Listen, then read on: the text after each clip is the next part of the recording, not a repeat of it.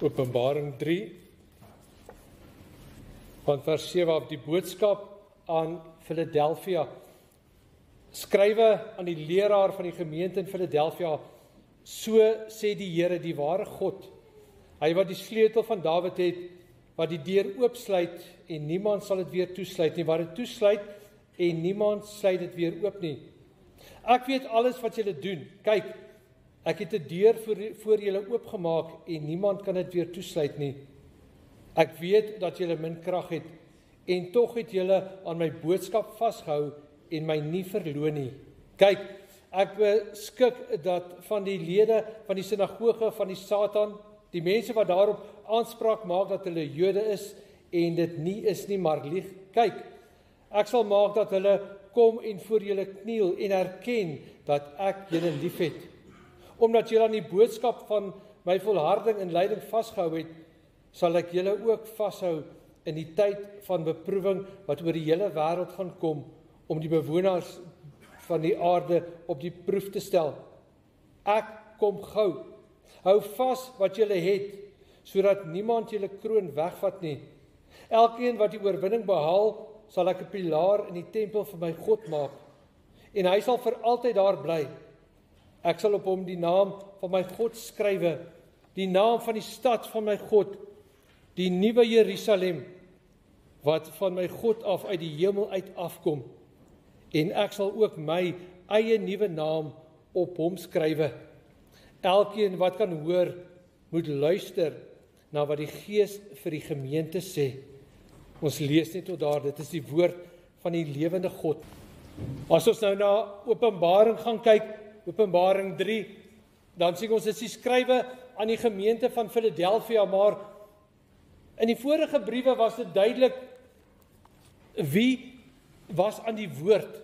Wie het hierdie inligting deurgebring na die gemeente toe, want dit het verwys na die openbaring wat Johannes gesien het, toe hy die stem agter hom gehoor het, toe hy Jesus gesien het. En elke keer in die briewe, die vorige briewe, het dit verwys na daai beeld wat hy gesien het. Maar nou kom ons by Philadelphia en hier staan iets anders. Hier staan, so sê die heilige, so sê die ware. So wie is aan die woord hierso? En wat beteken dit as hy sê, so sê die heilige? Die heilige is nie, soos ons altyd na heiligheid kyk, van die heiligheid in die persoon, in die persoon se optrede, in die persoon se denke nie. Hierdie heilige is meer in terme van handelinge, 'n handeling van krag, 'n handeling van mag, 'n handeling wat nie gestop kan word nie. Die heilige en dan die ware. Wat beteken die ware? Dit is die enigste. Net hy wat waardig is. Net hy wat waardig is. Wie is dit? Van wie word hier gepraat? Wie is aan die woord? Daar is 3 gedeeltes wat vir ons die antwoord gee, en ek wil net vinnig na hulle verwys. Dit is Jesaja 22 vers 22. Die verwysing na die sleutels van Dawid wat sal oopsluit. Dit is 'n belofte aan die volk van Israel. En dan 2 Samuel 7 vers 16 verwys dan na die gesprek wat Dawid met die Here gehad het en die belofte wat God aan Dawid gemaak het. Dawid, daar sal altyd vir ewig iemand uit jou nageslag op die troon, op jou troon sit. En dan die laaste een is Lukas 1 vers 31 en vers 32. Vers 32 verwys na hy sal die koninkryk, die ewige koninkryk ontvang uit sy voorvader Dawid se hand. So wie is aan die woord? Van wie word hier gepraat? Wie spreek die kerk toe? Wie bring vanmôre hierdie boodskap aan ons as 'n gemeente? Vers 31, dit gee nou alles weg. Die engel wat vir Maria gesê het, jy sal swanger word. So, wie spreek hier? Dit is weer eens Jesus. Anders as die vorige briewe, waar dit uitkom uit die visioen uit, hier kom dit uit die woord van God uit. Wie spreek? Dis hy wat die sleutels van Dawid het. Dis hy wat op die troon van Dawid sit. Dit is die Seun van God, Jesus, ons Here. Hy is aan die woord. Dit is Jesus. Dis Jesus wat praat en daarom moet ons vandag weer eens, soos elke keer, ernstig luister na hierdie boodskap. Dis nie net menslike gedagtes nie, dis Christus wat spreek. En die verwysings na die Ou Testament, dis van beloftes wat aan die volk gemaak word. God sal iemand stuur. Dis 'n belofte wat aan Dawid gemaak word, iemand sal op jou troon sit. En dis hierdie vervulling van Maria.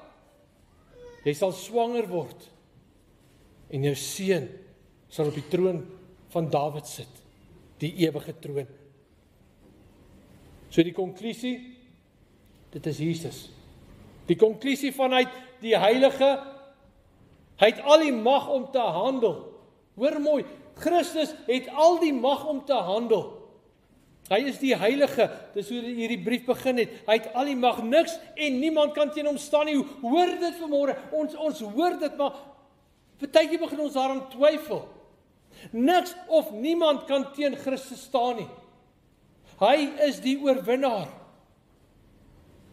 Hy is die oorwinnaar, hy het oorwin.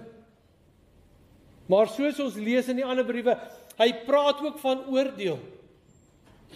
Dis nie net hierdie soetsappige, mooi boodskapies nie, dit is hierdie realiteit van Christus wat handel, maar hy wat oordeel. Maar hy wat ook die oorwinning bring. En 2 Korintiërs 2 vers 14 sê dit so mooi, in sy oorwinningstog, in sy handeling as oorwinnaar, so is hy beweeg deur die wêreldgeskiedenis as oorwinnaar, so vat hy ons saam. Hy is die oorwinnaar en ons is in hom oorwinnaars.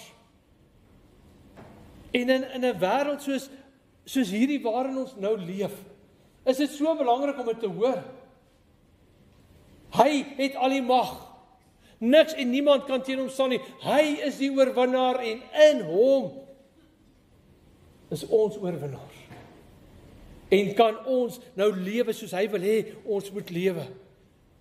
Maar ek wil hierdie persoonlike vraag vandag aan jou vra, in jou oë, soos jy dit beskou, wie is Jesus? Is hy hierdie beeld wat ons in Openbaring lees? Is dit hierdie Openbaring? Sê jy, maar dit is my Here. Ek vra dit nie om vanmôre jou te laat sleg voel of skuldig voel nie. Ek vra dit want jou antwoord op wie Jesus in jou oë is, bepaal hoe jy gaan optree teenoor die volgende verse. As jy sê Jesus is die ware, hy is die Heilige, hy is die Almagtige, hy is die oorwinnaar, in hom is daar oorwinning vir my, hy is my Here, hy heers, hy regeer. Dan gaan hierdie uitdaging wat volgende in die woord kom, gaan ek dit aanvaar, gaan ek sê, maar so sal ek gaan leef, dit sal ek gaan doen. Want dit is wie Jesus is in my oë. Dis wat ek glo. So wie is Jesus vanmôre in jou oë? Is hy die Heilige, die ware? Het hy die sleutel van Dawid? Is hy die een van wie geprofeteer is in die Ou Testament? Is dit hy wat gebore is uit die maagd Maria? Is dit hy wat gesterf het aan die kruis? Is dit hy wat opgestaan het? Is dit hy wat heers? Is dit hy wat leef? Dien jy die Here? En Jesus sê dit weer, ek weet alles wat julle doen. Nou dis nie daai oordeel, ek weet alles wat julle doen nie. Dis ek sien in my verhouding met jou wat jy glo. Ek sien in my verhouding met jou, wie is jou Here? En daarom my vraag, wie is Jesus in ons oë? En dit bring ons nou by hierdie uitdaging. Jesus wat sê, ek het 'n deur oopgemaak.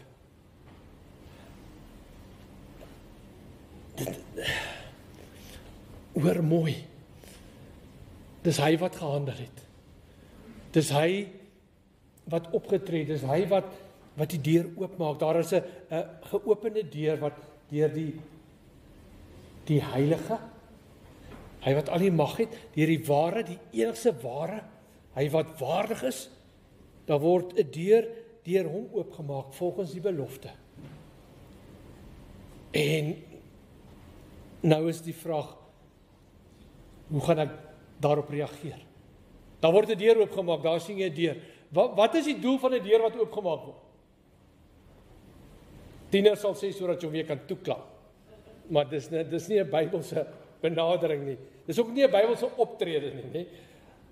'n Deur word oopgemaak sodat ek daardeur kan gaan. As iemand vir my 'n deur oopmaak, iemand wat die heilige is, iemand wat die ware is, iemand wat die oorwinnaar is, iemand wat die seun van God is, as hy 'n deur oopmaak, dan moet ek deur daai deur beweeg. Dan is dit die oproep. Dan is dit die hele doel met die deur wat oopgemaak word. Stap deur. En dit is waar ons vandag teenoor mekaar moet erken, wat gaan ek doen? Hier word 'n deur oopgemaak. Wat gaan my handeling wees? Gaan ek sê, ek neem kennis? Of besef ek die doel? Wat is die betekenis van 'n deur wat oopgemaak word? Hierdie deur wat oopgemaak word, as ons terug kan gaan na die boodskap van Sardes, die vorige gemeente wat aangespreek is, wat 'n harde brief was, wat 'n uitdagende brief was, waar Jesus baie ernstig vir hierdie gemeente gesê het, word wakker. Julle is naby die dood, word wakker. Waar ons agtergekom het, maar die Here praat van herlewing. Ons geloof moet weer lewe kry. Ons moet weer ons verhouding met die God, met ons lewende Here weer versterk. Ons moet begin sterk staan. Ons moet hom vertrou, ons moet hom volg, ons moet hom dien, ons moet hom eer. Dit was die oproep. En vanuit hierdie oproep, hierdie uitdaging, lewe weer in jou geloof, hierdie deur wat nou oopgemaak word. Hulle volg so op mekaar. Daai oproep. Waar staan jy met die lewende Here? Waar staan jy in jou verhouding met God? Dien jy die Here? Daai oproep, ek is skuldig. Here, ek soek lewe weer in my geloof. Here, ek kom na U toe. Word die deur oopgemaak. En dis nou die volgende uitdaging. Nou maak ek die deur oop. My geloof is herstel. En ek gaan deur die deur. Ek stap deur die deur. Die tyd is nou. Die tyd is nou vir ons om te handel. Die deur word nou oopgemaak. As ons gaan kyk na die geskiedenis in die wêreld, as ons gaan kyk na ons omstandighede vandag, die deur word nou oopgemaak voor ons. Laas was ons opgeroep, kry reg jou geloof. Staan in die regte verhouding met God. Nou, volgende tree, die deur word oopgemaak, gaan deur hierdie deur. Die tyd is nou. Wat is die deur? Wat verwag God nou van ons? Die tyd is nou waarvoor? Wat moet ek gaan doen? Ek werk aan my geloof word sterker, my verhouding met God word sterker, ek glo hom, ek vertrou hom, ek dien hom, ek eer hom. Wat vra God nou? Wat moet ek doen? Wat is volgende op my lys? Wat nou? Dis om jou geloof te gaan leef. Die deur word oopgemaak, gaan leef jou geloof, gaan en verkondig, gaan en dra die boodskap uit. Paulus het 'n paar keer gesê, bid dat 'n deur oopgemaak word vir die evangelie, dat die mense sal glo. Ons tyd is nou, en die tyd is hier. Ons moet verkondig, ons moet praat oor Christus. Dis hoekom God begin gaan kyk eers na jou geloof, maak jou geloof reg, en as jou geloof reg is, gaan deur die deur, gaan lewe Christus, gaan verkondig met jou hele lewe, hy is die Here, dien hom, volg hom, verkondig sy woord. Nie teenstaande die uitdagings. Gaan dit maklik wees? Gaan dit eenvoudig wees? Nee. Hoekom het hy jou gekies? Want jy is toegerus, jy is spesiaal. Hy sien in jou die waarde. Gaan lewe dit nou. Met my hart bely ek, met my hart glo ek, met my mond bely ek. Ek lewe vir Christus. Jesus voor my. Dis wat ek leef. Met die krag van die Heilige Gees in my gaan lewe ek, verkondig ek, dra ek die boodskap uit van Jesus Christus. Dis ons uitdaging. Jou geloof is gesuiwer. Die deur is oopgemaak. Nou moet ons deurgaan. Maar die vraag is, kan jy gaan lewe sodat jou lewe impak maak op die samelewing? Kan jy gaan lewe sodat mense deur jou getuienis, deur jou woorde, deur jou optrede tot bekering kom in die lewende God? Kan mense gered word omdat jy die boodskap uitgedra het van Jesus Christus? Nie net met jou mond, maar met jou hele lewe. Kan enigeen van ons dit doen? Vers 9 tot 11. Hoor nou, Jesus spreek, nee, dis hy wat die deur oopmaak. Nou sê hy, kyk, ek beskik dat van die lede van die sinagoge van Satan, die mense wat daarop aanspraak maak dat hulle Jode is en dit nie is nie, maar lieg. Kyk, ek sal maak dat hulle kom en voor julle kniel en erken dat ek julle liefhet. Die vorige briewe was die troon van Satan, sinagoge van Satan, daai bedreiging. En hier kom Jesus en sê, as jy deur die deur gaan, dan sal daar selfs daar 'n verandering kom. Omdat julle aan die boodskap van my volharding en lyding vasgehou het, sal ek julle ook vashou in die tyd van beproewing wat oor die hele wêreld gaan kom, om die bewoners van die aarde op die proef te stel. Ek sal julle vashou. Die heilige, die ware God, die almagtige, hy sal jou vashou, sodat jy staande kan bly. Maak nie saak hoe groot is die uitdaging nie. Hy sal jou vashou. Kyk, ek kom gou. Hou vas wat julle het, sodat niemand julle kroon wegvat nie.